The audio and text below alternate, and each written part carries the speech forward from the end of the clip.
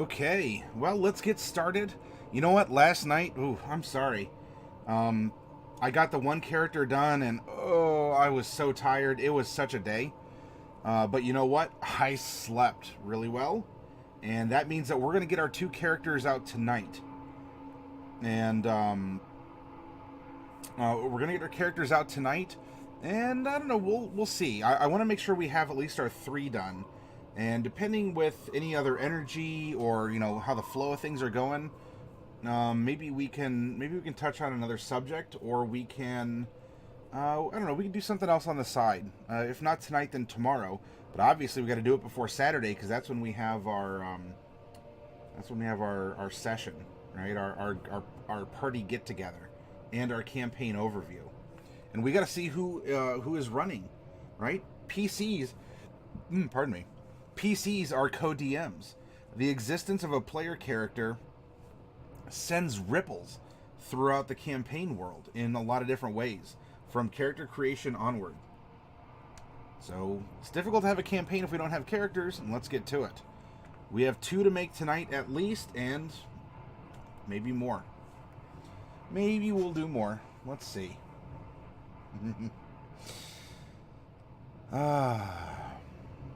Random roll guide is up and going. Let's begin with a percentile die and find out if we have a female, male, or multi-class character. 6.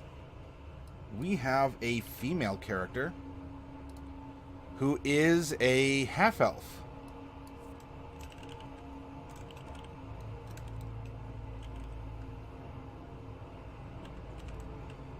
Now, while you do not find this in the player's handbook officially, something we do here in the channel is roll the die and find out, as not necessarily a sub-race per se, but do they favor their elven heritage more in culture, language, through memetics, memes, or do they favor it more through genes?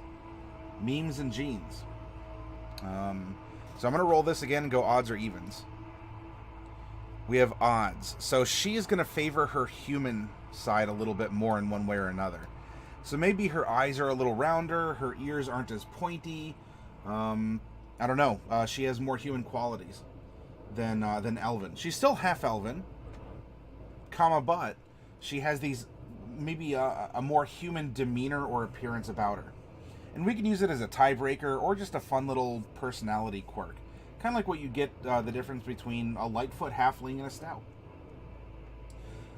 D&D time, thank you very much for the auto host. For any of you out there, please, if you want to play D&D, let alone experience a lot of fun, give D&D time a look.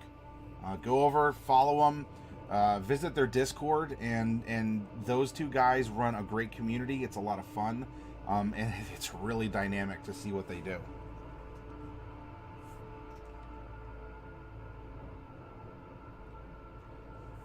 Okay, female half-elf. They're medium-sized, by the way. We'll just throw that in there real quick. Now, what is her alignment going to be? We're going to roll 2 percentiles for each of the axes of alignment. Law, lawful, neutral, chaotic, evil, neutral, good. 50 and 14. This is going to be lawful neutral. Okay. Lawful neutral female half-elf. As we're building her one click at a time, stop and think about this character. We add one little bit and it ripples through the character. Okay, now once that's settled, let's add the next drop and the next drop and the next drop. And build our character up step by step. Always continually conceptualizing her. Checking her current version against her past version that we're thinking of. All right, none of the evil stuff here. She's not evil. What level are we going to be producing her at? Percentile, we'll figure that out. We rolled a 26, and that is going to be level 8. That means she is going to be getting 2 stat bumps, ability score increases, or ASIs. 1 at 4 and 1 at 8. I'm going to roll a percentile, and let's find out if she's going to go pure stats or if we're going to give her some feats. Hopefully she has at least 2. 33. 33 is going to be pure stat bumps. It's all her, baby. Yeah. All her. Next up, I'm going to produce a 13-sided die. And why don't we take a look at what her background is? And you say, look, yeah, she doesn't have a class yet. That's fine. Let's find out who she is. What are her origins? What did she do before she was an adventurer? These are important questions to ask. Your background really helps make your character's character, not just the class that they're playing. Hit it. 11. Miss Genocide, hello. Great to see you. Thank you for popping by again. It's been a minute, huh? Ooh, she is a sailor or a pirate. Now with that comes 2 different background features. One is called Ship's Passage, and the other is called Bad Reputation. We don't need to figure out which one of her backgrounds or her features she has yet. Let's figure out her personality first, and we'll find out what works best. I hope you've been well, Genocide. I didn't know that you were in that other channel. It's cool that you're a moderator there.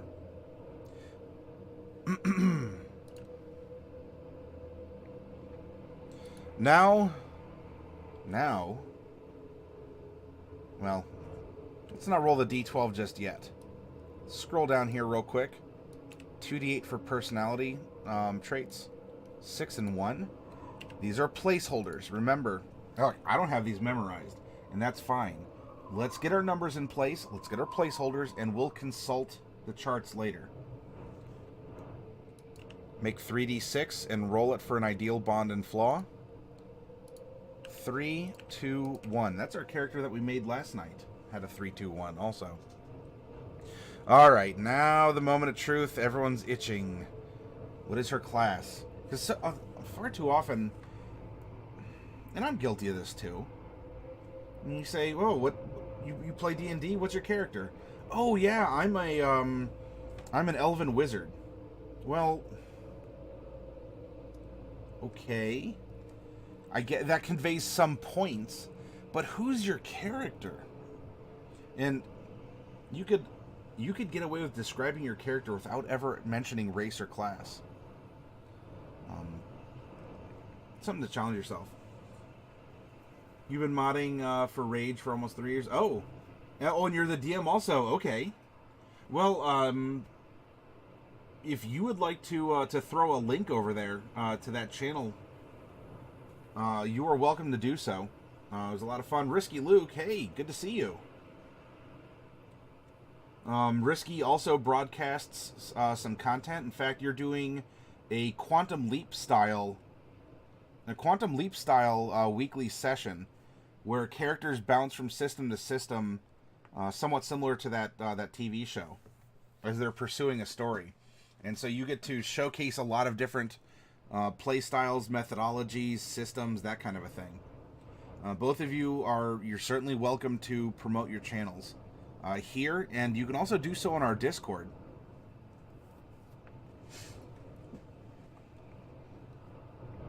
Yeah, Genocide. Give it a look. Give it a look. Let's hit this golden D12 and find out which class she is. 11. We have another Warlock. Oh, wow. All right, that means we're going to have to generate 2d3 to find out her patron and her pact specifically.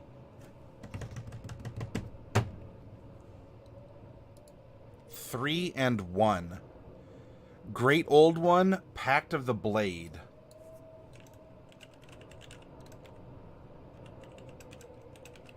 So she is a Goo Blade Warlock. Doesn't that sound delightful? Hey, Diadems.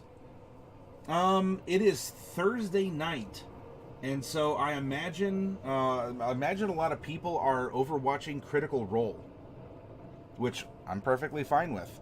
It's popular. Actually, let's take a look real quick, because that pulls in quite a crowd and does the hobby a favor, if you ask me. Yep, Critical Role right now is playing to 35,621 viewers. And interestingly enough,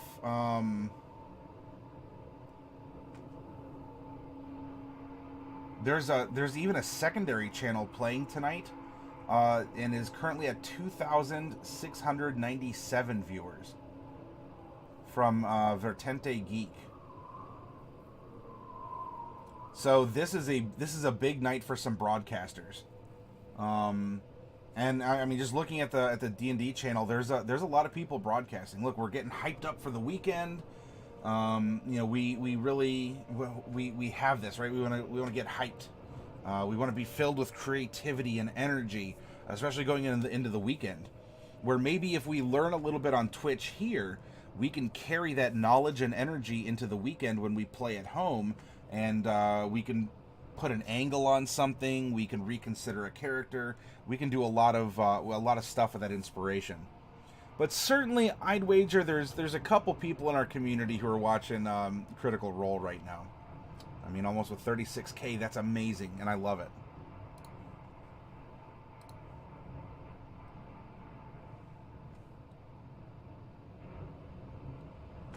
You need to figure out how to split audio left and right. I believe. I don't know. Oh, and you're watching it too, Risky. That's perfectly fine. I don't want any of you to feel guilty that you're not giving every every second to me here. I don't know. Maybe in OBS itself, but I'm fairly certain, Risky Luke, if you use Slobs or the Streamlabs OBS, I think that you can split your audio that way. Yes, Darkwolf the Loyal Wu is here. Heck, even as I was preparing for the stream, I was watching Journeyman 1029. So like a shout out to him as well. He's doing a lot of art for Lamentations of the Flame Princess. If you like that kind of like older, 80s, early 90s style, like kind of gritty, old-fashioned RPG that's not afraid to have more than PG-13 content to it. I look at that system, but also Journey has this is now his second contract with them that he's doing some artwork. And actually, yours truly is he's going to use my face as a model for one of the NPCs. So if you do end up playing that mod, hopefully I'll give you a good scare or a good combat before you kill me. Yep, Darkwolf, you were watching Journeyman too. I heard him call you out. Hey Kitsune, good evening and morning to you as well. That's true. It's about 5 a.m., 5:17 a.m. for you on Friday the 13th.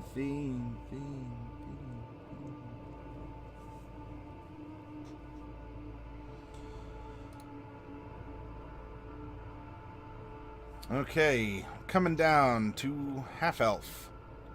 Bing, bing, bing, bing, bing. They start at 4'9", and we're going to add 2d8 inches to her height. 7 inches. She is 4 feet 16 inches tall. There we go. 5'4". That's what I said. We're going to take this same 7 and multiply it by 2d4. So 5. We're going to add 35 pounds to her base weight of 110. So she gets up in the morning. She scratches her butt, looks in the mirror, and she's 145 pounds before her pack, her backpack, her equipment, her armor, her implements and weapons. It's who she is. It's her build. It's her physical build. Now for her age. How old is she? I'm going to roll a percentile, and we'll find out where in the life cycle she is. 5. She is a child prodigy.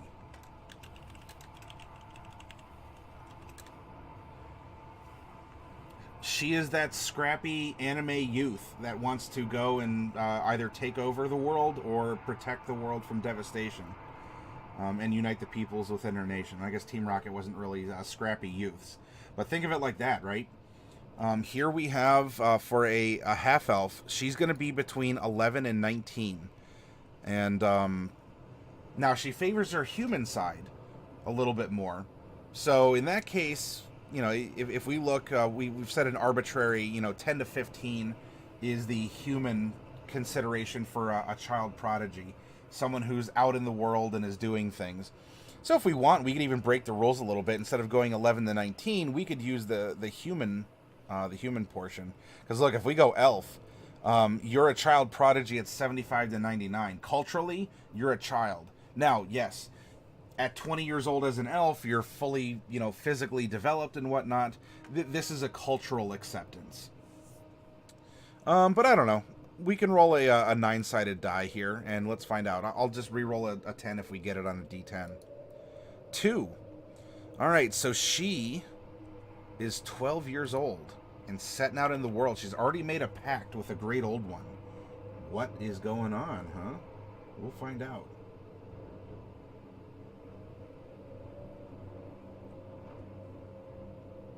The human portion. Wait, I'm a human portion?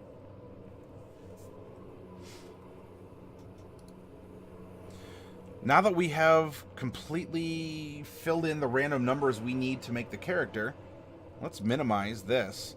And we're going to start in Chapter 4 of the Player's Handbook and delve into her background as a sailor or a pirate.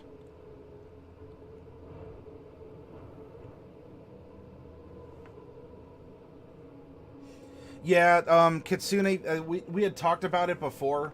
I think I do need to rearrange the, to do age first.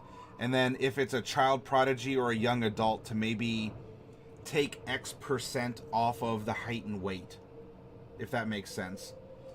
I talked to Bobicus about that, because I had an original when I first started, a method for generating the characters, and Bobicus was kind enough to transfer it over into instead of from a document, from like a Word document in OpenOffice, into an Excel spreadsheet, and that's been a loose thread that I haven't worked it out with him. Diadem's my buddy's youngest son. Is that tall and at that age? Bobicus, goose sailors always making deals with krakens and other beasts of the deep. Yeah, an aboleth or something like that. You know, she looked into the water. And it doesn't even have to be a big tentacle beast. What if she looked into the water and she saw, I don't know, like a selkie or something? And, well, maybe that'd be more of a Fey Pact. But still, you get what I'm going for. Yeah, so if we did want to modify this a little bit, and take her down a couple inches, some pounds. Either that or, look, if she's living on a ship, she's a healthy girl. You know, she's got muscles. Maybe if she does her job really well, you know, she's got a healthy build to her in some way. So, yes, with Kitsune, you did make a very good point. And if we wanted to adjust a height and weight a little bit, look, I think we can get away with doing that and not sticking to the pure numbers themselves. Although, Diadems, look, you make a good point. You know, someone's drinking milk growing up. We'll see. Alright, skill proficiencies. Athletics and perception. As well, she has proficiency with navigator's tools and vehicles, water. Equipment. Effectively a club, but it is a belaying pin. By the way, Kitsune and Bobicus, I did, and I think there were others who got into it, but especially you two, I want to give you two a shout out for playing effectively like NPCs and crowd and chatter and a lot of background stuff from our stream game on Tuesday. I really enjoyed it. You know, I tried to invoke it as I saw it, and I believe that our players saw it in chat too. But for you two especially, because I remember your names coming up the most, if others out there did also get into character and provide background chatter and whatnot, thank you for doing so, but I did want to pull you two aside since you're both here and let you know that I appreciate you stepping up and playing these, playing these like kind of smaller unofficial roles in chat to help get the mood in place and to provide a little humor, a little bit more authenticity, etc., and so forth.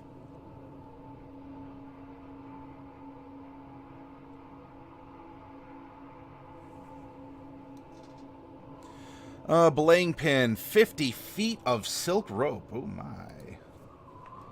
Silk rope, that's the expensive stuff. 50 feet, or fatuz.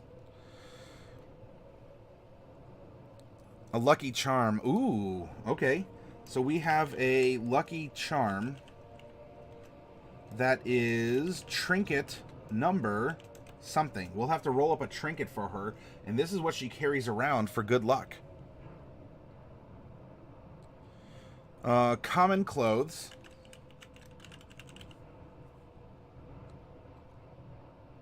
And a belt pouch. Containing 10 gold pieces, or the gapuz. It was fun, though now I'm wondering how a Dragonborn would get tattoos. We're asking the important questions, aren't we? I kind of enjoyed putting Velocity Arrow on the spot there with that question. How would a Dragonborn get tattoos?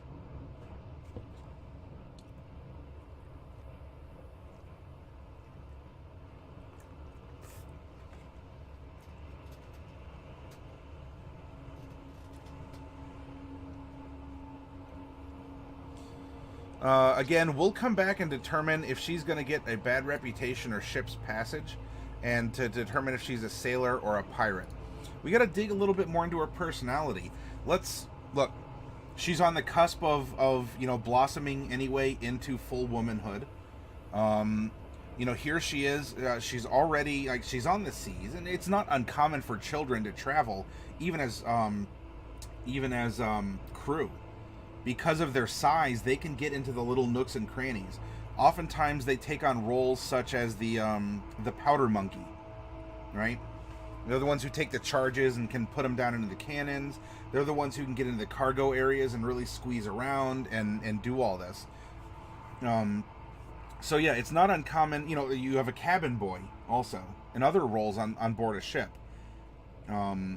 That children can fill, especially if it's a hereditary thing, through a navy or through piracy or privateering, or it's just a private vessel or a vessel.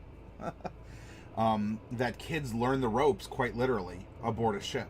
So that's not too uncommon. And sailor, pirate.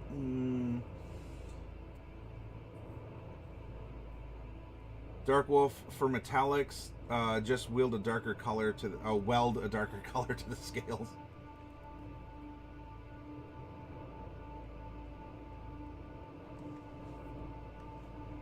If I recall correctly, he said that the tattoos are kind of like scratched into the scales. So I don't know. I was kind of thinking that maybe there's some sort of a very fine comb, like a little 3-pronged comb that is meant to sort of gouge lines. And so what they do, either with one hook or 2 or 3, depending on what they're trying to do, they take the hook and they kind of carve it through the scales, kind of going along with the grain. And then what they'll do, since it's already kind of roughed up, maybe they take kind of a paint and they fill in the grooves with the paint. Now, does that mean that they actually shed their scales and it has to get touched up more frequently? It could. But look, isn't this amazing? With that one incident, we're having to come up with mechanics and cultural aspects for an entire race in a world in which it lives.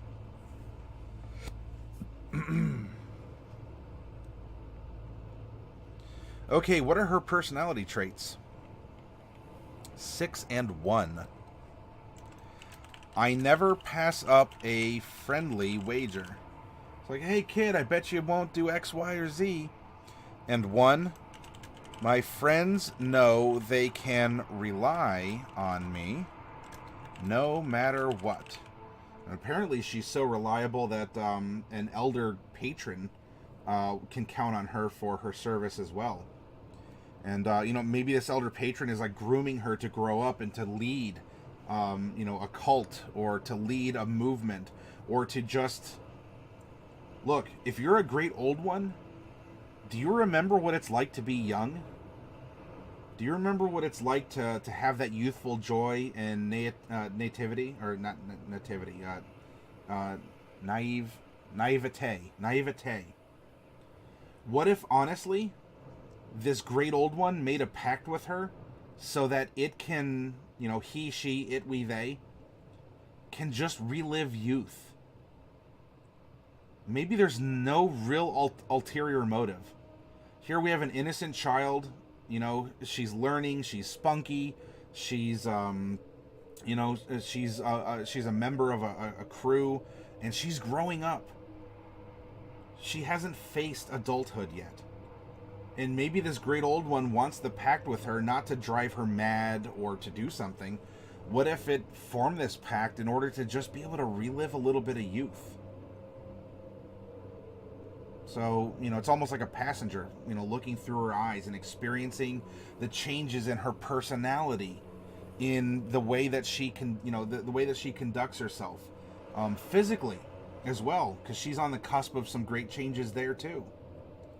And if you have this great elder being of the cosmos, wouldn't that be something? I mean, that's knowledge that exists, but is that knowledge you could ever hope to have yourself?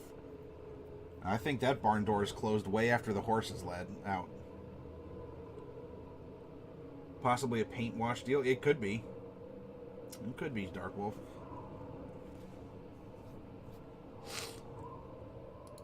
Ideals 3. Freedom. The sea is freedom.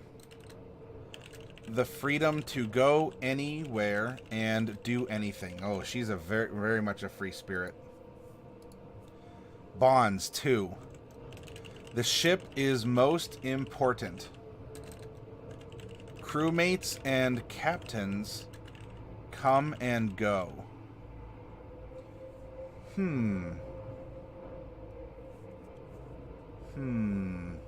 Thinking thoughts. If she has this pact, and she's sailing on this ship that's more important to her than anything, what if the ship is an aspect of the Great Old One?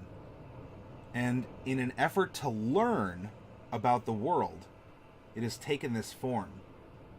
And so, when this child signed on to be a crew, maybe all the crew, maybe none of the crew but her, or maybe even a handful of the crew, are all warlocks in the service of the Great Old One, to pilot it around the world, to wage war, to ship medicine, to do all kinds of things, to experience the world and see it and feel it, and be a part of it.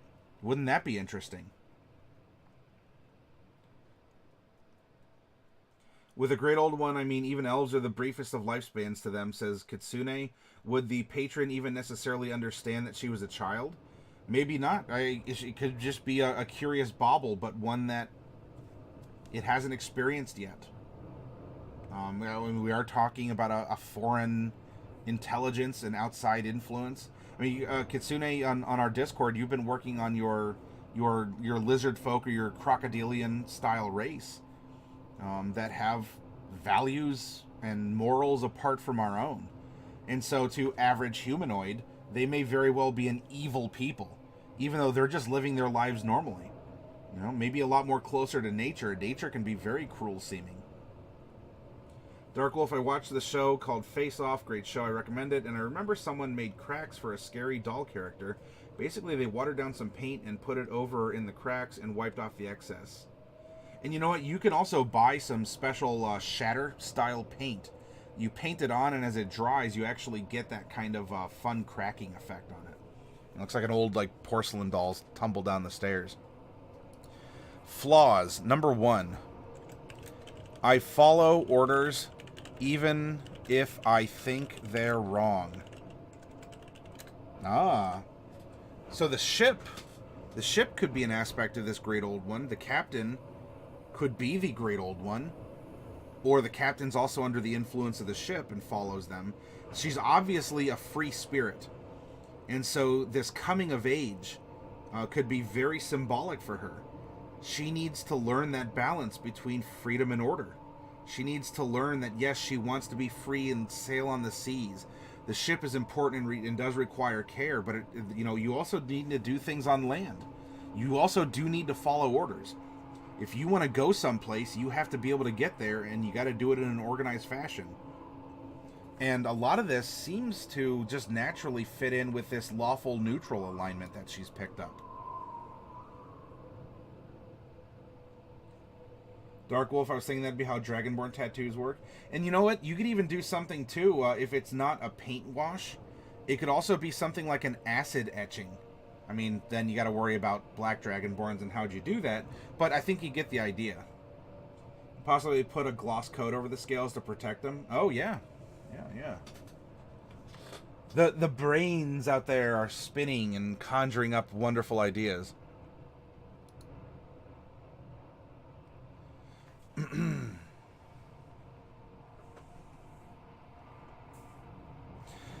Now I do want to give to you all of the option. Do you envision this character more as a standard sailor, right? She works on a merchant vessel, it's a passenger ship, it's even a part of a navy.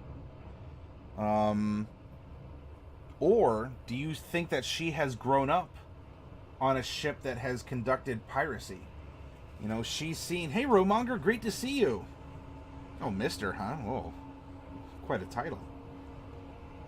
Or has she grown up on the high seas and she's seen more than one throat cut?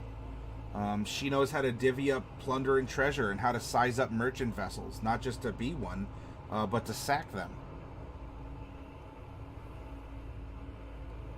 You know, if she has this sort of Davy Jones aspect from at least the Disney movies, right? The Pirates of the Caribbean, which is kind of a great old one vessel itself if you think about it, right?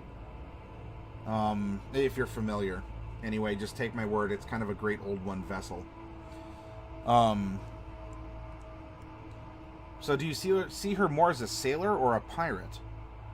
And then, does this little girl already have a bad reputation of some kind? Or do you see her as having more the ability to just book ships' passages and to be able to get on board different ships and work and coordinate and do things from there? Yes, Romonger. So we have a great old one, Blade, Pact of the Blade Warlock. So she knows how to fight with weapons. She knows how to conjure them. She's a half-elf who is 12 years old. She's a child prodigy of sorts. So even at 12, she already knows her way around a ship. And she's entered into a pact of some kind with a great old one, also of some kind. Now, with the background of a sailor, you have an option that instead of being a sailor working aboard a naval vessel, a merchant ship, a passenger ship, you could be a pirate, which is kind of maybe the other half of the same coin. But do you see her growing up on a pirate ship or just on a normal vessel? And then, for her background skill, Sailor gets two different ones, effectively. You can get Ship's Passage, which allows you to find and book passage on ships, especially one upon which you served. And, in exchange maybe for work or something along those lines. Or, does she have a bad reputation? Do people recognize her? And so that opens doors. Like, people don't want to fight her. People will give her free food and drink because they don't want to cross her at all. Kitsune, I want to say pirate because I like the living cursed ship idea of a patron. Her bad reputation isn't so much her own, but the ship's maybe?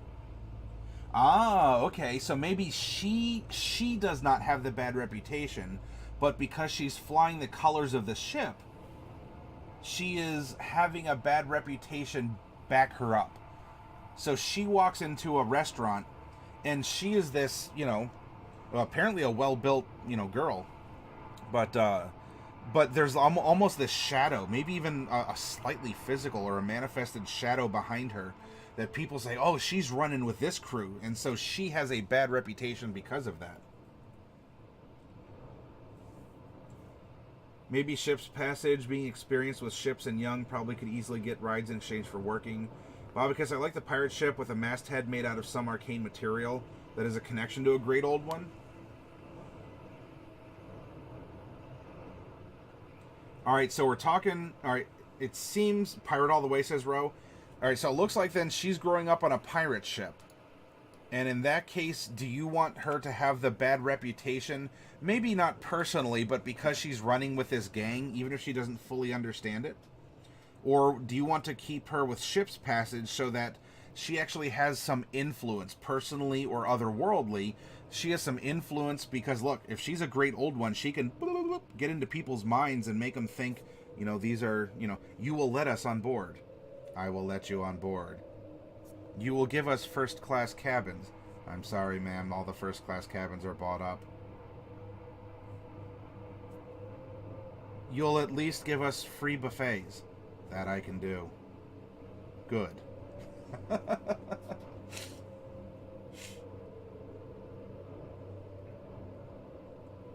A figurehead? Did I say master? Oh, no. Okay, not a... Oh, that reminds me, Romonger, speaking of ship-to-ship combat, have you got to use your airship model yet in your D&D game? And how's the Adventures of Sten going for you?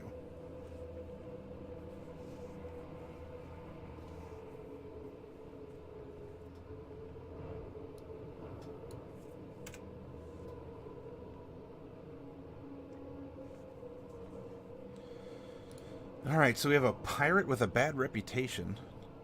This is a interesting character, huh? I want to say bad rep has the option for more character growth overall. Oh, yeah, that's a good point, Kitsune. It may not be... it could be a straight-up redemption, or there's a lot of other flavors that are akin to it that she can grow into. If the campaign's not on sea, the figurehead could have sunk, and then she could have a long-term quest to retrieve it from the bottom of the sea. Well, Babacus, remember, we're going to generate a trinket, a good luck trinket for her. And so whether the ship still sails, or the ship, or the ship is sunk, or run aground someplace, maybe this trinket she receives, we could even make her arcane focus. And it's a part of the ship. And much like listening to a seashell, maybe she gets her... maybe she gets instructions or has a conversation with her patron through a trinket or even through a seashell itself. In fact, you know what? Why don't we gen that up real quick because we're talking about her personality and possibilities, and let's see what trinket she's actually going to carry. The adventures are various shades of gray. Our ship is starting to get reputation. Well, yeah, if you want to share more of your story and pictures of your model, Ro, I mean, the picture's not so much here unless you have a link to like an Imgur or whatever you pronounce it. But you know, you can always drop those on our Discord. But yeah, I'd love to see and hear more of your all's adventures in Sky. Not quite piracy, but it's piracy, but it's not piracy, but it's piracy, but it's not piracy. Let's go to Chapter 5 real quick. Equipment. This is gonna flash. Hang on, bear with me. Trinkets, trinket, here we go. Let's roll a percentile and find out what her good luck charm is, quote unquote. 52. Ooh, interesting. Her trinket is number 52. 2 toy soldiers, 1 with a missing head. The term is privateers, thank you.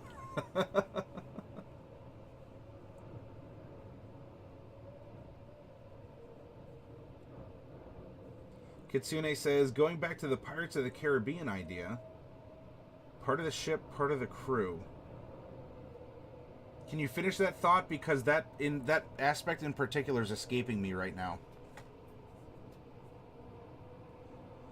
2 toy soldiers. It could even be 2 toy sailors if we want to modify it a bit. One of them with a missing head. I say. Half-elves. Now that we know what it's like to be a sailor, or in this case a pirate, Let's take a look and find out, what does being a half-elf confer? Our charisma increases by 2. Yay. Because, we're just an adorable little sailor, aren't we? And 2 other ability scores of your choice increase by 1. Let's see. Well, Warlock is definitely charisma, so we can pump up something else. We can give her, I don't know, con and strength. We can go dex. We can make her a smarty pants if we want.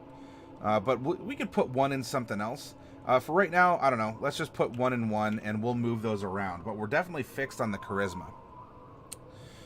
All right. Medium. We do have a run speed of 30. So 15 climb, 15 swim, 0 fly. We're going to get 60 feet of dark vision. Dun, dun, dun. Fey Ancestry. We have advantage versus Charmed. And also, we cannot be magically put to sleep.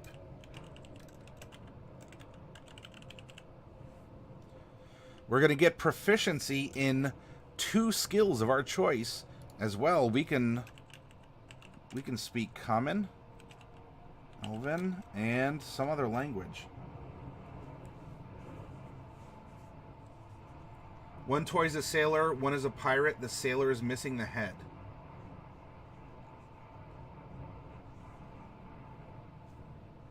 Is the one that's missing its head, does she put that up to her? What if that's almost like a phone, right? So she listens to the one without the head. Or it could be the other way around. She looks, or like she listens or speaks into one without the head. And that's where she either can convey herself or receive instruction. And the other one is like the receiver. So you have an earpiece, you have the speaker and the receiver. Maybe she holds them up like an old-fashioned telephone or something like that.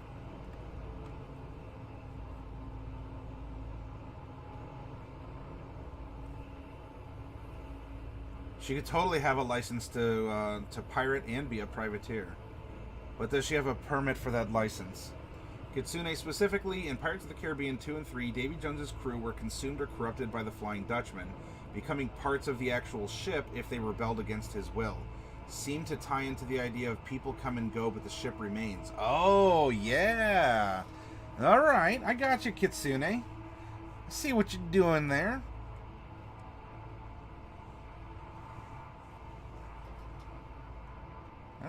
That's... You're good, you. You're good. Okay, what are 2 skills? What are 2 skills that you think she would pick up? Right? She has athletics and perception by virtue of being a sailor. She's lived 12 years. She's seen some things, done some things. Where do you see... You know, with this personality also, right? I never pass up a friendly wager. My friends know they can rely on me no matter what. Freedom. The sea is freedom. The freedom to go anywhere and do anything. The ship is most important. Crewmates and captains come and go. I follow orders even if I think they're wrong. Would that be something like, I don't know, she has athletics. Do we want to also give her acrobatics? Like, is she rather physical? Can she swing and do all the fancy stuff? Would performance or persuasion work? Maybe survival. Or medicine, or, I don't know, insight to measure people. You know, to measure the weight of an order.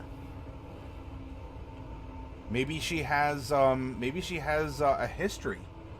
Right? If the ship's important, and if we're going off an idea kind of like what Kitsune put over here, maybe she actually does have a knowledge of this ship.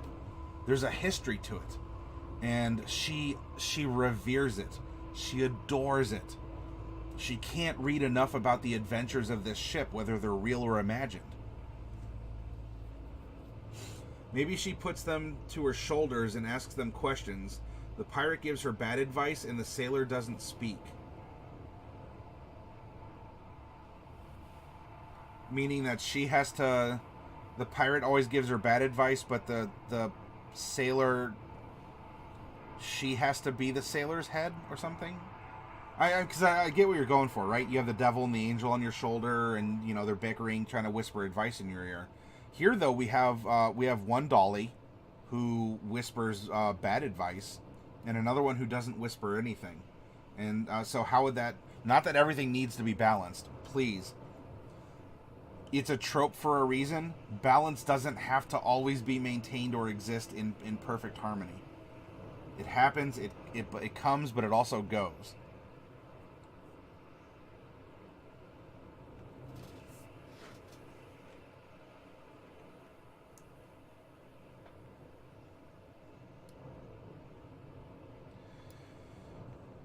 Follow orders. Ship's most important.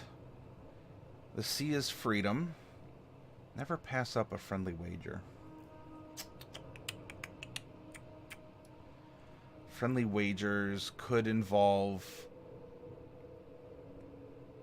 manual labor of some... Well, she has athletics, so maybe acrobatics, so that she can swing around and she can also get into... she can get into and out of sticky situations if she gets that friendly wager. My friends know they can rely on me no matter what. So there's that reliability. She has the magical support. So here, maybe the physical support, her 2 skills as a half-elf could be acrobatics and... I don't know, do you all like the history idea? There's a lot of choices.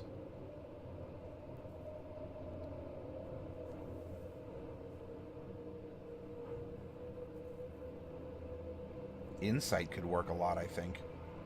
Follow orders even if they're wrong, and I never pass up a friendly wager. So you gauge the intention of the wager. Something like that? I don't know. There's acrobatics and insight. If you all think that it should be something different, throw an idea out there, back it up a bit, and we can shuffle the dots around. This is a form-fillable PDF. There's no ink and paper. We don't have to kill another tree.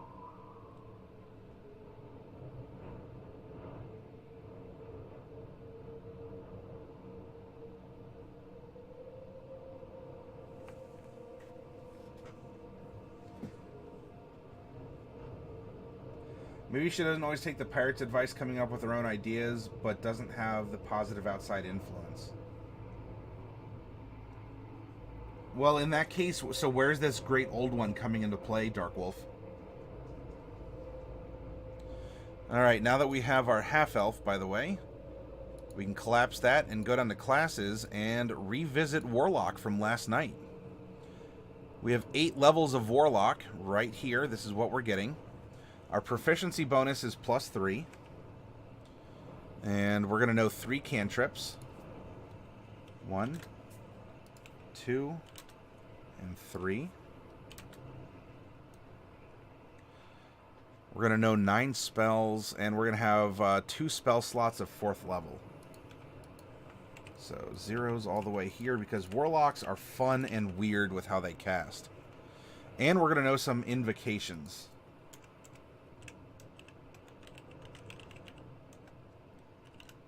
So we get 2 at level 2.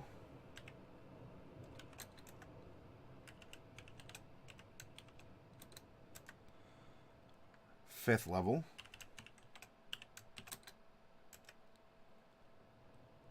And 7th level.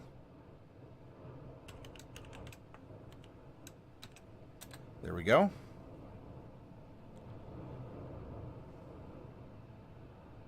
Goo could be speaking through the pirate.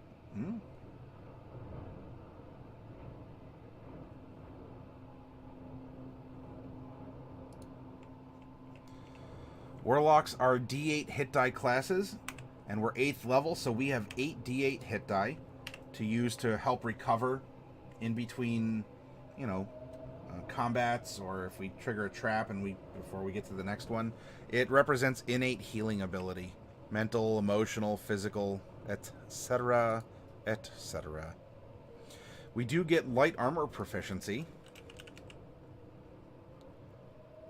and simple weapon proficiency, though that may not matter as much because we have a Pact blade that can be any weapon and we're automatically proficient even if it's a martial one. I think insight's a good one. If you're a young girl in a pirate ship, I feel athletics more dictates her movement style on the ship, so acrobatics is double dipping a little. Maybe history or nature. History for the goo, imparting wisdom and advice. Nature because long time spent at sea, reading the weather, foraging the islands for extra provisions, etc. Okay, so we keep insight, and you want to move acrobatics into... the foraging is probably going to be more under survival. Knowledge, knowledge, nature, and survival are kind of two sides of the same coin. History for the goo, imparting wisdom and advice. I kind of like that. You know, where the goo is traveling alongside her and maybe helping her grow up, but she's also helping the great old one experience youth and ignorance in that fashion. So maybe in the middle we'll meet Kitsune, and so we'll get some history, and we'll also get insight. She may be too young to be able to identify all the plants on islands or whatnot, but the other sailors are good at helping her out with that. Now we get to no tool proficiencies, saving throws, wisdom, and charisma. There we go. Choose 2 skills from Arcana: Deception, History, Intimidation, Investigation, Nature, and Religion. Well, you know what, Kitsune, from your good post out there, maybe she actually did learn a couple things. So she already has History here. That's fine. Though we could give her Nature through Warlock, and we can also give her... I don't know. This leaves a couple skills open here. Let's go choose one. Arcana, Deception, Intimidation, Investigation, Religion.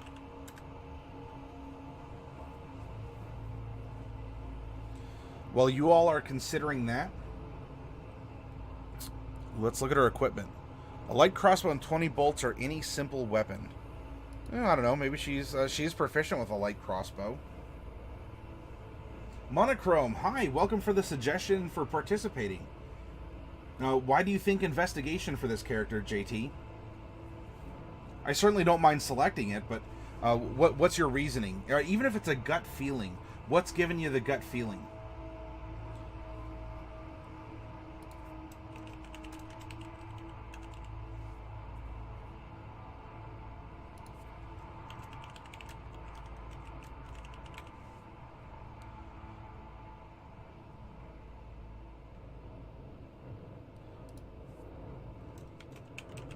Arcane Focus, see above. She can cast through her trinkets. I think that'd be very appropriate.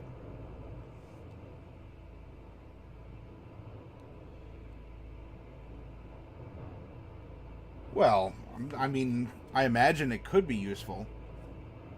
Oh, okay, like just with that, like every skill's gonna be useful, JT. You say for tracking and such? Tracking would be more in the realm of survival. Investigation, we can all use skills creatively. So I don't want to tell you, because I'm not your active DM, I'm not going to tell you no, you can't do that. Think of investigation as puzzle solving, as putting clues together. If you've watched either the Sherlock Holmes played by Robert Downey Jr. or Benedict Cumberbatch, you know how they kind of like slow down time, or they have like the clues all rearranged in front of their face, or they examine things step by step? That is a way that I like to conceptualize investigation.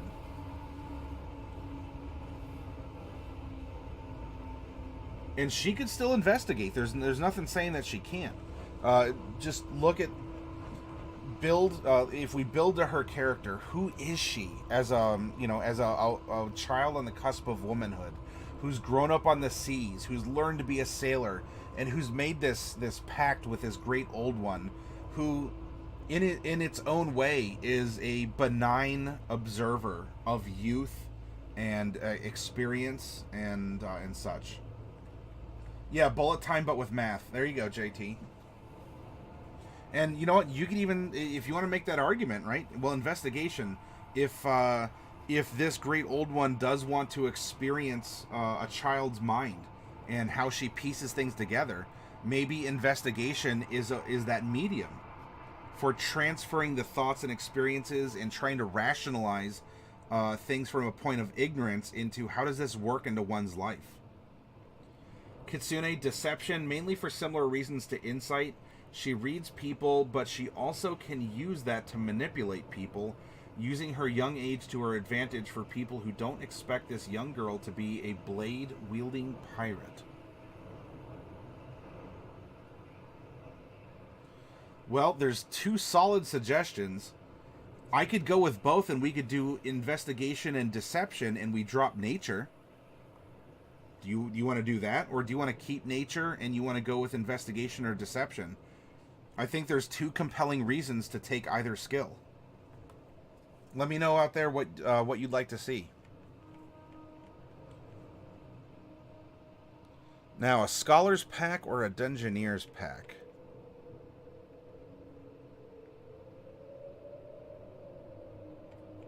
I guess that's also open too. A Scholar's Pack. Do you see her more like the type to make drawings and notes?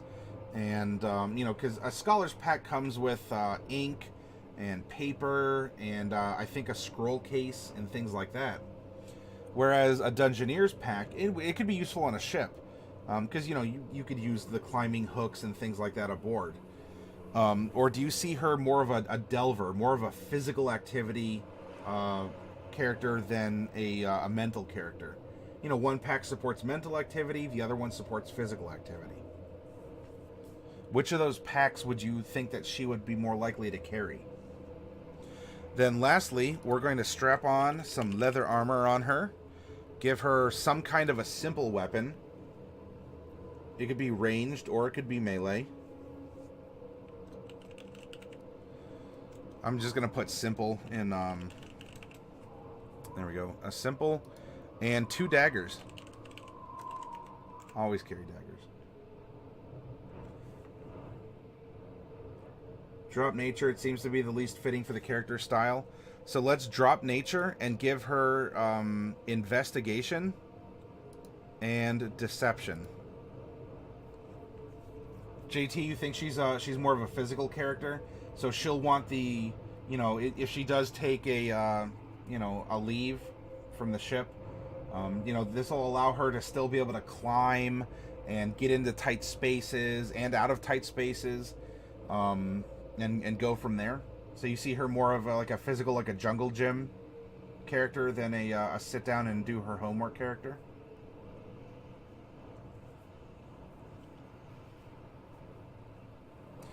Alright, now for Pact Magic, I don't do magic until the end, because that's going to partially require some ability scores. And ability scores are one of the last things that you drop into your character, at least through this method. Because remember, your character isn't just your ability scores. It's often things that we brag about. I have a 20 strength. Well, that's cool. What do you do with it? I have a high modifier. Yes.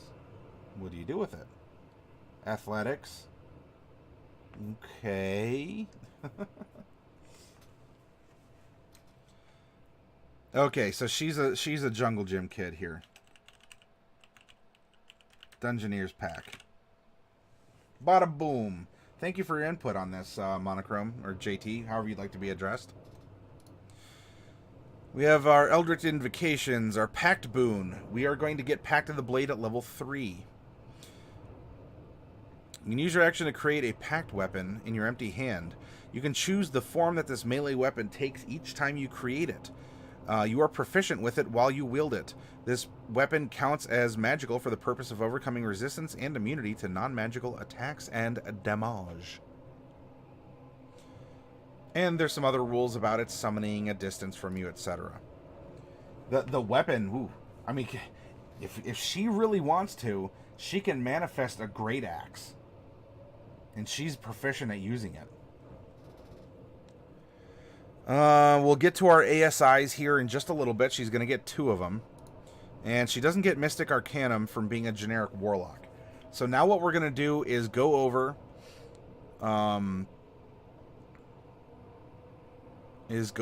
to the Great Old One and find out what being a Gulak does for us. We do get expanded spells.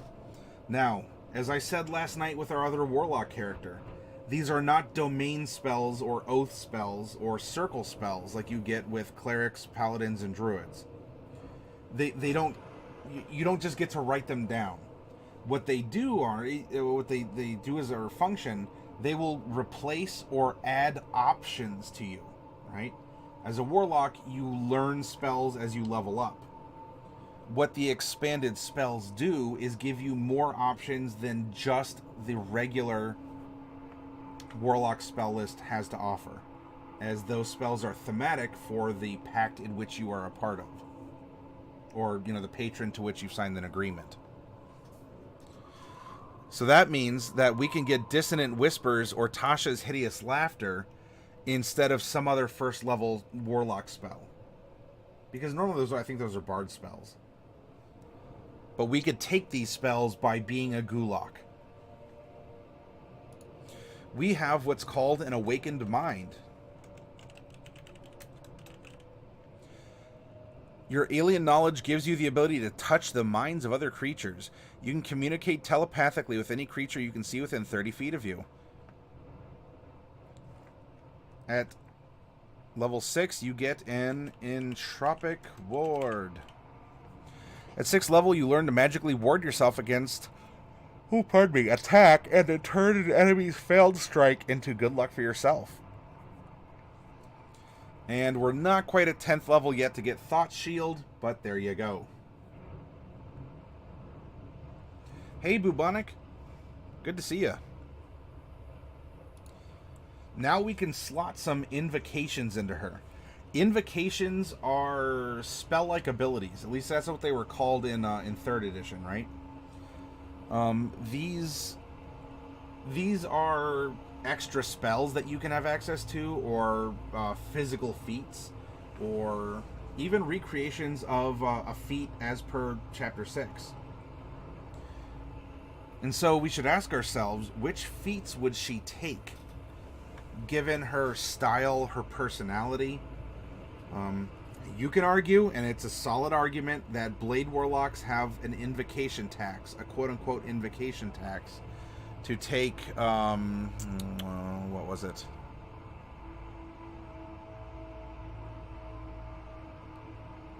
Either Life Drinker or the one that gives you an extra hit with your blade. Thirsting Blade. There you go. Thirsting Blade gives you extra attack. She doesn't need it, but would she take it at level 5 or at level 7? Would she take the ability to read all written languages or to see in magical darkness? You can cast Silent Image at will without expending a spell slot or material components. Do you see her as this illusionist, as this conjurer, right? Look at her personality. I never pass up a friendly wager. My friends know they can rely on me no matter what. The sea is freedom, the freedom to go anywhere and do anything. The ship is most important, crewmates and captains come and go. And I follow orders even if I think they're wrong.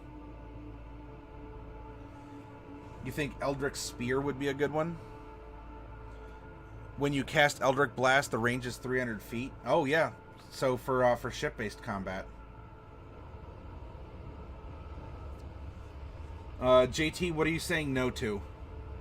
Can you clarify? Because unfortunately there's like a 10-second delay between when I see you type in chat, which is live. I mean, when you type no, even though you're hearing this 10 seconds later, I see you type no, but it's not always... I might have commented on something else, so I need a frame of reference.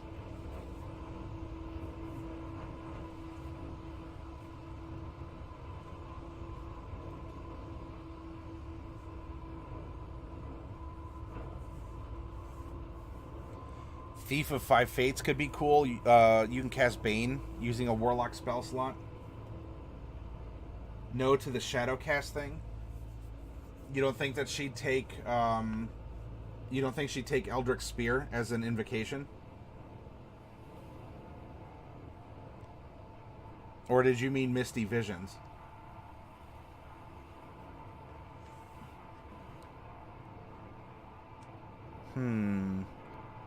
Sign of Ill Omen. That'd be interesting, especially for sailors, right?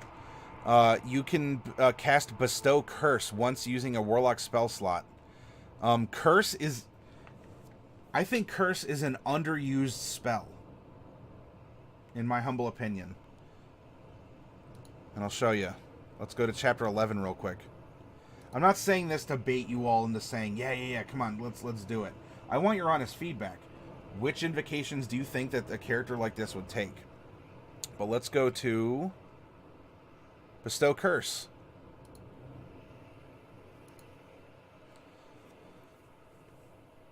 It is a concentration up to a minute. You touch a creature, and that creature must succeed on a wisdom saving throw or become cursed for the duration of the spell. When you cast this spell, choose the nature of the curse from the following options. Choose an ability score. While cursed, the target has disadvantage on ability checks and saving throws made with that score. While cursed, the target has disadvantage on attack rolls against you. While cursed, the target must make a wisdom saving throw at the start of each of its turns. If it fails, it wastes its action doing nothing. Or while the target is cursed, your attacks and spells deal an extra 1d8 necrotic damage to the target. Ooh. Yes, 4 invocations, Kitsune.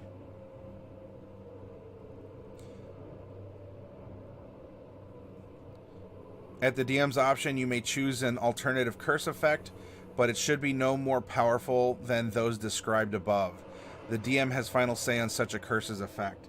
And you know, if that happens, and in the context of role-playing and storytelling and whatnot, look, if you have a character like this who is on a pirate ship, there are probably going to be other sailors that are going to get some funny ideas to try and do stuff to this character. So having the ability to have some self-defense, especially in a touch spell range ability, could be very useful or a lifesaver. If she's ever in a position where people are trying to take advantage of her. Because look, if you're growing up as a sailor or a pirate, even by 12, you know how biology works. And unfortunately, not all sailors and pirates have the best judgment for when to say or do things, if at all. Hopefully I didn't darken the mood of chat or anything by, implying things. But think about it. Would this character have to reckon in some way? Or even if it's never happened, what if her goo patron has prepared her to repel people like that? Because of the psychic connection, she can get in and give them other ideas. She can defend them off, or in case someone does, whether it's in combat or something else, she can curse them or do something else in order to repel an attack of some kind.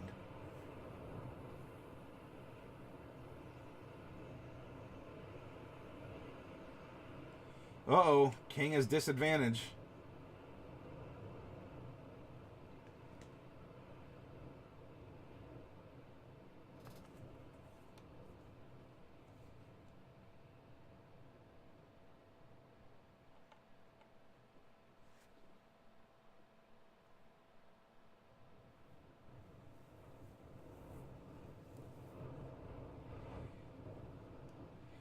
The other options, JT, this is what we're looking at for Warlock invocations.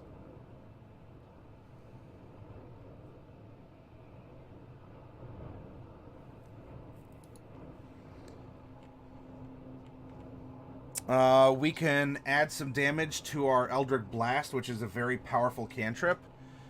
We gain proficiency with Deception and Persuasion if we want to take Beguiling Influence. We can speak with animals at will, which could be useful out in the ocean. You could talk to birds and fish and other things. We can cast Mage Armor on ourselves at will without expending a spell slot or material components. That could be interesting, right? You have instant armor if you need it. Bewitching Whispers. You can cast Compulsion once using a Warlock spell slot. You can't do so again until you finish a long rest. You want to compel people to do things?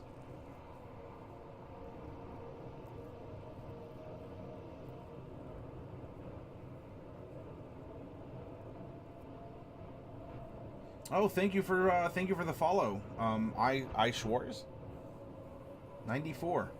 There it is. Ah, follow me if you want to live. Ah, run, do it now.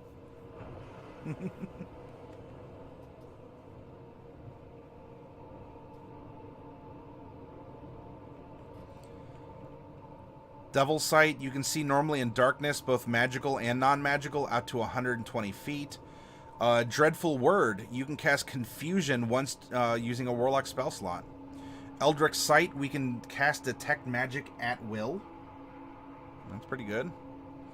Eldrick Spear, that's the one Kitsune offered. You can cast your spell 300 feet away. Could be good for ship-to-ship combat.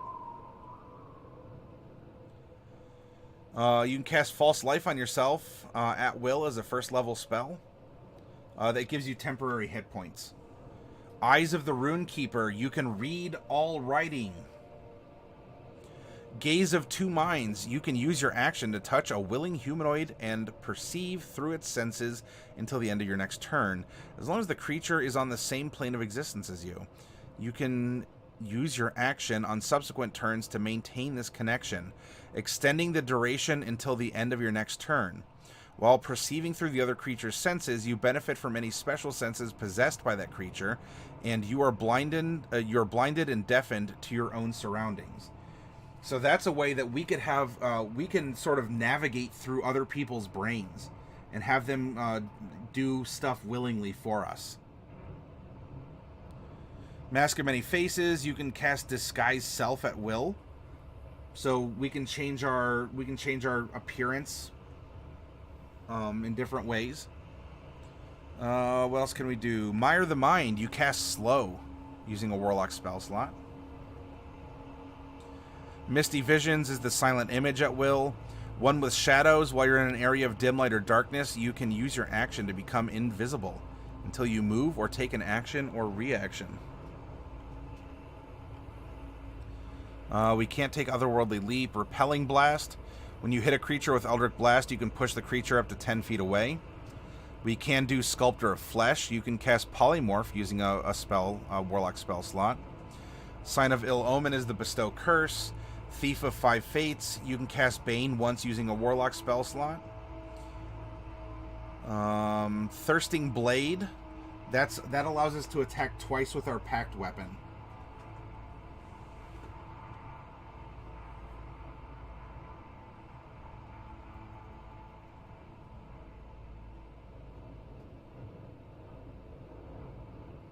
Hey Ninbins, good to see you.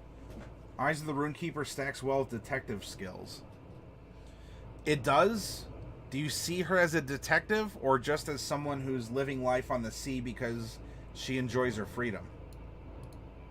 Kitsune Sculptor of Flesh would be very powerful for the polymorph spell into an oceanic creature.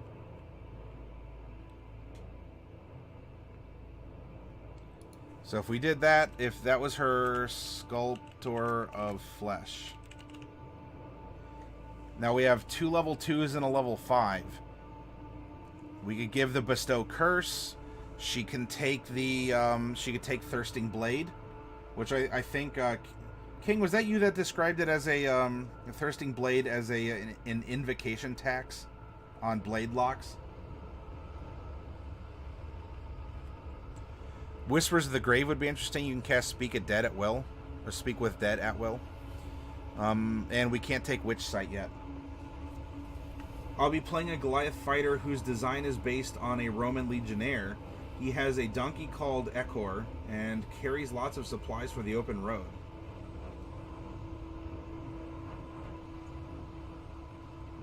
Wow, do you have a sketch or something, or are you just like mentally designing the character in Ninbins? Got to take it if you want to blade lock efficiently, unless you're a blade lock that doesn't hit people with a weapon. To talk about breaking a meta, right? That's right. I wield a Pact Blade. But I only use it once and not twice.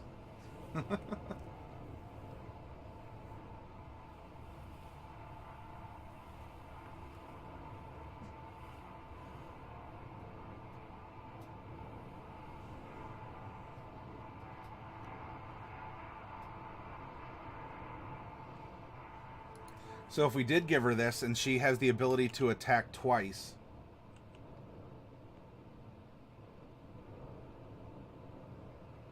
You can replace one invocation on a level up, so we could technically have all the invocations be at least one of the level 5.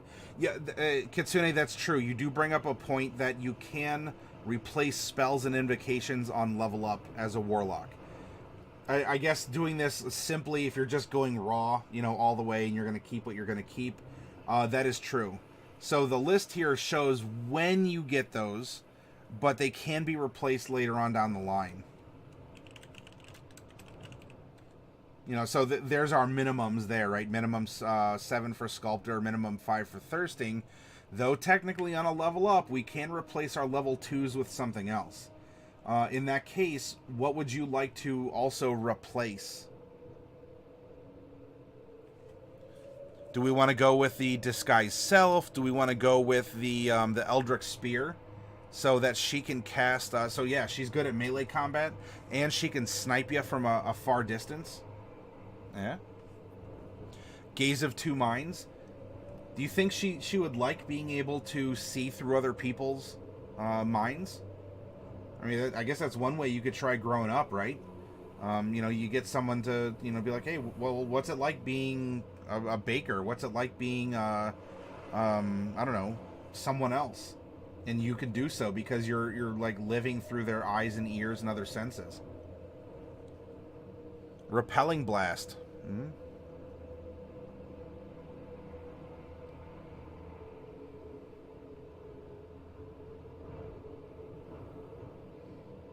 What all sounded good?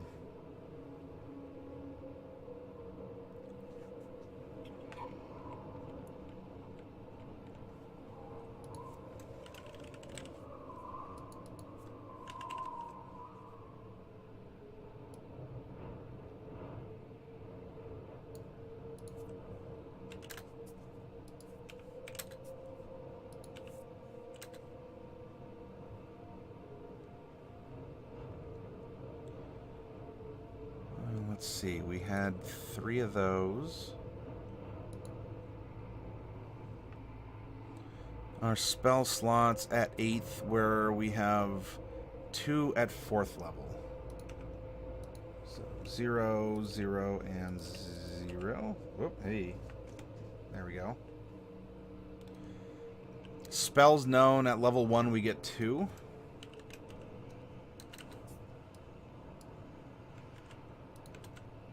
Level 3, we get 1 more.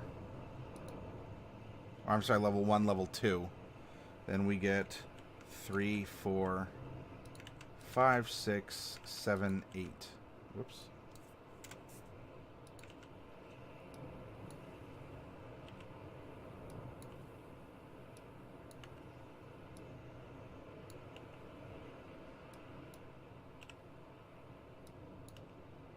There we go. Maybe swap Eldrick Spear for Repelling Blast. That's a tricky one, which is better utility.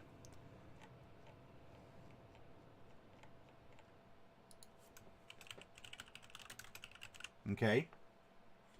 As a Pirate Bladelock, I see her being pretty combat heavy, so I'd go for Armor of Shadows and Eldrick Spear personally. Okay. Yeah, so she can summon her armor and she can summon her weapon. That seems fine.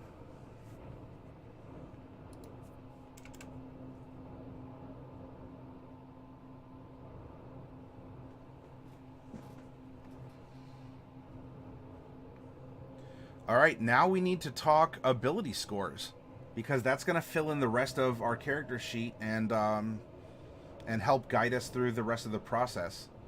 We use the standard array, 15, 14, 13, 12, 10, and 8. And let's drop them in to the character. Remember, we have 2 guaranteed going into Charisma, and we have a 1 and a 1 that we can float into 2 other scores in some way. So with that, I imagine you would want to put, what, the 15 in Charisma? And then you want to go...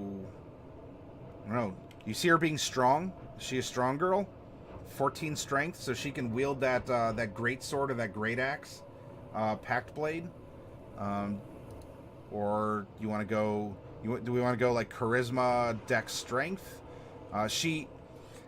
And consider this too, by the way, when you're making a character. If you have a high wisdom score and you're proficient in wisdom skills, you're gonna be like super. You're gonna be super wisdom.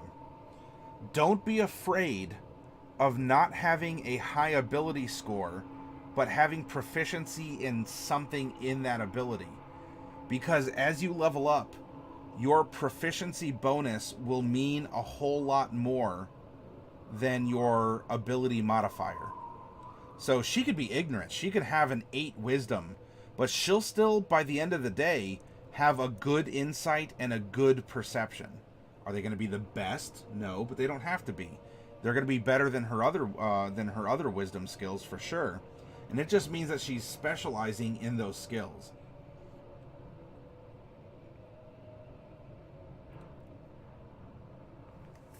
Do we want to go high con? Is she a burly girl? Is she a surly girl? do we want to give her a 14? Do we want to give her a 14 Constitution? And so she's a tough cookie. We could do that too. Strength and Dex would be probably high for a blade lock because there are weapons that require both to use. Well, either.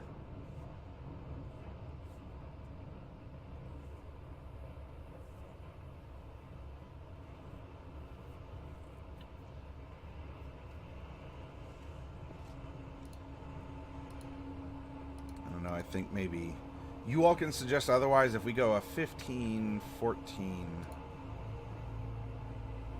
13,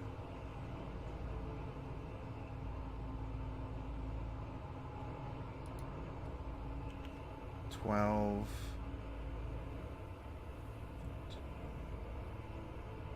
15, 14, 13.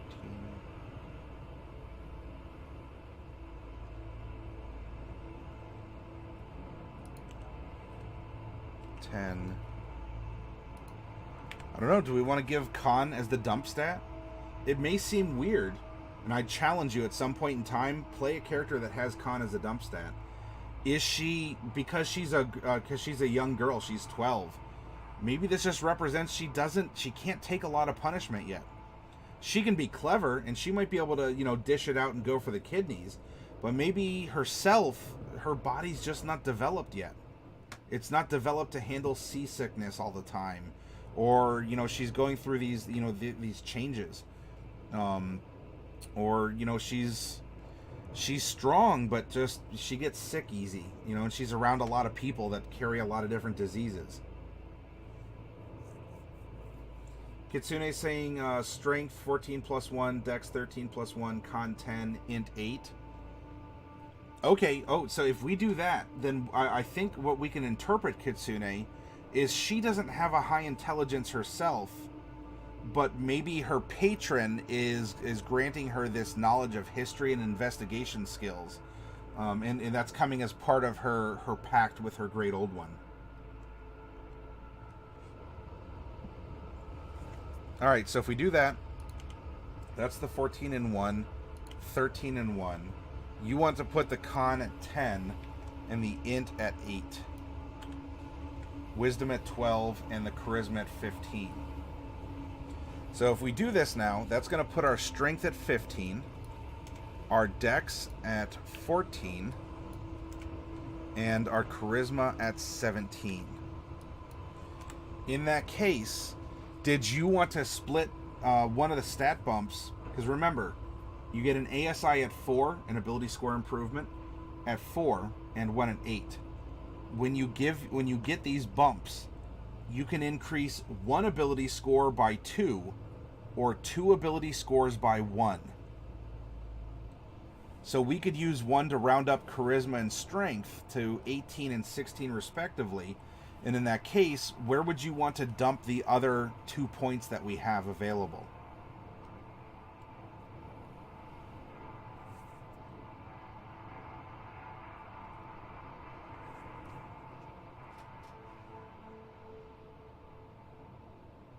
That was my thought. The goo could tell her things, but she might not necessarily understand them.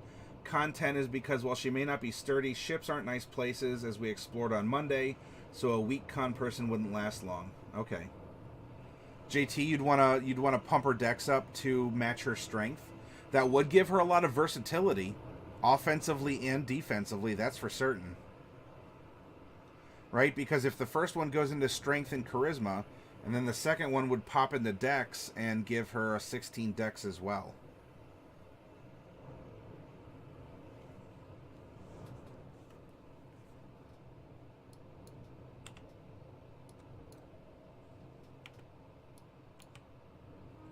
So if we do that, that's going to give her a strength modifier of 3, dex of 3, con of 0, intelligence -1, wisdom 1, charisma 4. With these numbers now, like, we built the chassis of the character, and now we just we drop the engine into it, and now that those two are together, we can now, you know, get the two hooked up, and we'll have a full vehicle. So doing that, we're gonna have a strength saving throw of 3, but an athletics score or an athletics modifier of 6. Dex is gonna be 3 down the board. Con is 0. History and investigation are going to be 2 because we have a -1 modifier, but we have a +3 proficiency. However, we are going to Control-C and Control-V our way down for the -1s. Animal handling, medicine, and survival are 1, and perceptions 4, insights 4, saving throw is 4. Next up is charisma. 4 and 3 is 7 for the saving throw and 7 for deception, and then we have 4 down the line for the other skills. Taking perception, which is a 4, we add 10 to that to find out our passive perception. This just represents our natural awareness of what's going on around us through sight, smell, hear, touch, whatever. Well, congratulations, we have a character and not just a pile of numbers. So if you have ideas for a name of this character, throw them out in chat. She's earned a name now. Let's continue looking around. Hit points. At first level, you get your maximum hit points from your hit die. A Warlock is a D8 hit die class, therefore at level 1, we get 8 hit points. For every level after, and therefore 7, right? She's an 8th level character. We already took care of level 1. And so for the next 7 levels, she gets half +1 of her hit die. Your DM might do something differently. I recommend this as the default setting. Now, while this is going to equal 0, bear in mind that for every level of your character, including level 1, you do get bonus hit points based on your Constitution modifier. Well, our Constitution modifier is 0, so 8 times 0 is just that. That 7 times 5 is 35. We add in the 8, and so she has 43 hit points at level 8. Dexterity, initiative is just a dexterity check. There you go.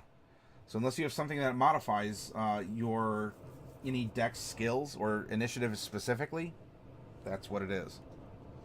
Armor class. Leather armor starts us at an 11 plus dexterity, which is 3, and so our armor class is 14. And she's not using a shield, so we're not going to fill in this little shield up here. Now we can play around with her weapons, right? If she's using a traditional melee weapon, that's going to be strength based. In this case, the belaying pin that she's beating people with, or a club, is a strength based weapon plus proficiency because she has it. Therefore, she's swinging with a d20 plus 6 to try and hit. You'll notice, though, dexterity's the same. So light crossbows are a dex-based weapon. We're still targeting with a plus 6. Our daggers?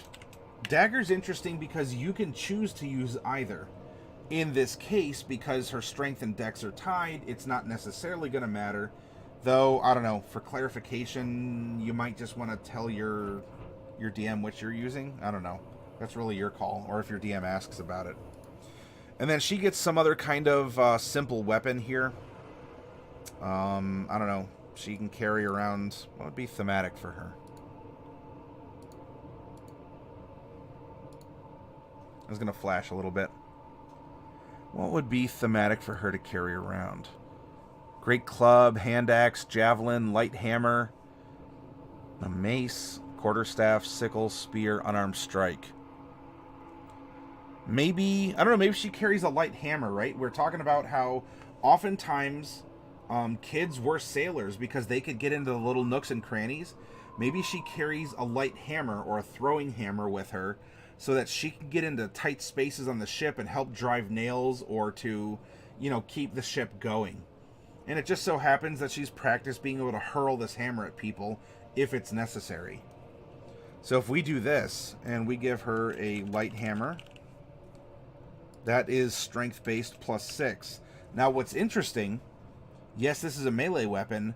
However, it has the thrown property, meaning that instead of needing dexterity for this ranged attack with a weapon, you can instead use strength because that's what you're using to hurl that hammer. So we have 1d4 plus 3 bludgeoning. And this is going to be replicated in the club and the dagger. Dagger's piercing, however. Light hammer's bludgeoning, and the club is bludgeoning. Light crossbow is 1d8 plus 3 piercing. None of these are her pact weapon because she can make any weapon her pact weapon as she summons it. And so it'll be up to you. You know, you can mimic one of the weapons you see above my head here. And it's just important to keep in mind, is she using strength or dex? It's not going to necessarily matter in this case, but etc. so forth. For her spells, we're going to do something similar, right? If you need to make an attack roll with a spell, well, you cast off Charisma as a Warlock. So we have 4 plus 3. We're actually going to be with a +7 to aim our finger and pew pew pew with it.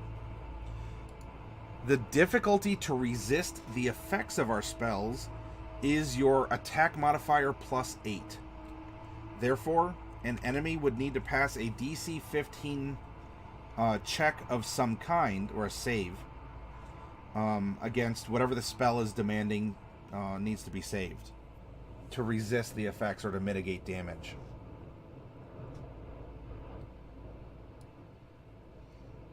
Alright, this was a 15 for the save, and a +7 there. So really it would just come down to spell selection, and she also needs a name. I will leave you to ponder this. I'm going to get up and take a little bit of a break. If you all need to take a break too, hey, go ahead and do so. And we'll come back, and we'll get this character saved, and we'll get finished our second character of the evening. A whole new random character from the ground up, so if you weren't here from the beginning, hey, you will be.